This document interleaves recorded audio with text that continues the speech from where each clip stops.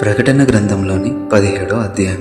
ఆ 7 పాత్రలను పట్టుకొని ఉన్న 7 దేవదూతలలో ఒకడు వచ్చి నాతో మాట్లాడుచు ఇలాగూ చెప్పెను, నీవిక్కడికి రమ్ము, విస్తార జలముల మీద కూర్చున్న మహావేశ్యకు చేయబడు తీర్పు నీకు కనపరచెదను. భూరాజులు ఆమెతో వ్యభిచరించిరి, భూనివాసులు ఆమె వ్యభిచార మాధ్యంలో మొత్తులైరి. అప్పుడతడు ఆత్మవశుడనైన నన్ను అరణ్యమునకు కొనిపోగా దేవదూషణ నామములతో నిండుకొని 7 తలలను 10 కొమ్ములను గల ఎర్రని మృగము మీద కూర్చుండిన యొక్క స్త్రీని చూచితిని.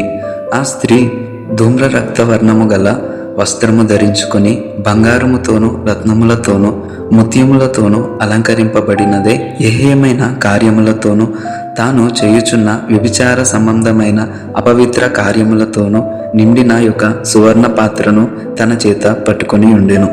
దాని నొసట దాని పేరు ఇలాగూ వ్రాయబడి ఉండేను, మర్మము, వేశ్యలకును భూమిలోని ఏహ్యమైన వాటికిని తల్లి అయిన మహాబబులోను, మరియు ఆ స్త్రీ పరిశుద్ధుల రక్తము చేతను యేసు యొక్క హతసాక్షుల రక్తము చేతను మత్తులయుండుట చూచితిని. నేను దాన్ని చూచి బహుగా ఆశ్చర్యపడగా ఆ దూత నాతో ఇట్లనెను, నీవెలా ఆశ్చర్యపడితివి? ఈ స్త్రీని గూర్చిన మర్మమును, 7 తలలను 10 కొమ్ములను గలిగి దాన్ని మొయ్యుచున్న క్రూరమృగమును గూర్చిన మర్మమును నేను నీకు తెలిపేదను. నీవు చూచిన ఆ మృగము ఉండెను గాని ఇప్పుడు లేదు. నీవు చూచిన ఆ మృగము ఉండెను గాని ఇప్పుడు లేదు. అయితే అది అగాధ జలములో నుండి పైకి వచ్చుటకును నాశనమునకు పోవుటకును సిద్ధముగా ఉన్నది.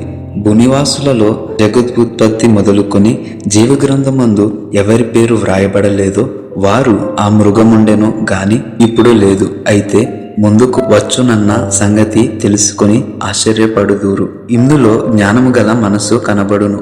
ఆ 7 తలలు ఆ స్త్రీ కూర్చున్న 7 కొండలు, మరియు 7 రాజులు కలరు. 5 కూలిపోయిరి, ఒకడున్నాడు, కడవాడు ఇంకనూ రాలేదు. వచ్చినప్పుడు అతడు కొంచెము కాలముండవలెను. ఉండినదియు ఇప్పుడు లేనిదియునైన ఈ క్రూరమృగము ఆ 7 పాటు ఒకడునై ఉండి తానే 8వ రాజగుచు నాశనమునకు పోవును. నీవు చూచిన ఆ 10 కొమ్ములు 10 మంది రాజులు వారిది వరకు రాజ్యమును పొందలేదు గాని ఒక గడియ క్రూరమృగముతో కూడా రాజువలే అధికారము పొందుదురు. వీరు ఏకాభిప్రాయము గలవారే, తమ బలమును అధికారమును ఆ మృగమునకు అప్పగింతురు. వీరు గొర్రెపిల్లతో యుద్ధము చేతురు గాని గొర్రెపిల్ల ప్రభువులకు ప్రభువును రాజులకు రాజునై ఉన్నందున తనతో కూడా ఉండిన వారు పిలువబడిన వారే, ఏర్పరచబడిన వారే, నమ్మకమైన వారే ఉన్నందునను ఆయన ఆ రాజులను జయించును. మరియు ఆ దూత నాతో ఇలాగూ చెప్పాను, ఆ వేశ్య కూర్చున్న చోట నీవు చూచిన జలములు ప్రజలను, జనసమూహములను, జనములను, ఆయా భాషలు మాట్లాడు వారిని సూచించును. నీవు ఆ 10 కొమ్ములు గల ఆ మృగమును చూచితివే. వారు ఆ వేశ్యను ద్వేషించి దానిని దిక్కులేని దానిగాను దిగంబరిగాను చేసి దాని మాంసము భక్షించి అగ్నిచేత దానిని బొత్తిగా కాల్చివేతురు.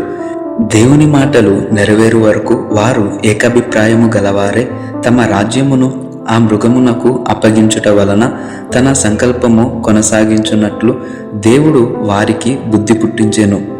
మరియు నీవు చూచిన ఆ స్త్రీ భూరాజుల నేలు ఆ మహాపట్టణమే.